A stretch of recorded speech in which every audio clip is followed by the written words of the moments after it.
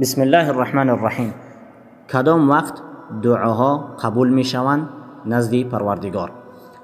در حدیث آمده است که صحابگان از پیغمبر صلی الله علیه و سلم پرسیدند: یا رسول الله، کدام دعا نزد خدا زودتر قبول می شود؟ پیغمبر صلی الله علیه و سلم گفتند: میان شب، یعنی هنگام تهجد خواندن 3 شب، و دوم وقت پس از نمازهای 5 دعا کردن دعا رد نمی شود. حدیث صحیح است.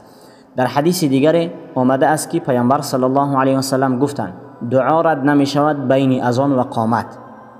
اذان را گفتند تا قامت را گفتند و تا نماز را خواندن دعا کرده شود، دعای انسان رد نمی شود و پروردگار اون را قبول می کند.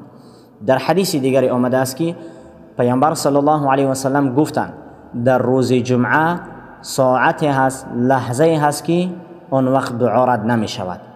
و اون وقت در حدیث دیگر پیامبر صلی الله علیه و سلم بیان کردند که اون وقتی هست که خطیب بالای منبر برای خطبه خواندن می براید و تا انجام دادن نماز، تا خواندن نماز جمعه، همین بین خطبه خواندن و بین انجام دادن نماز جمعه دعا رد نمی شود کسی که دعا بکند.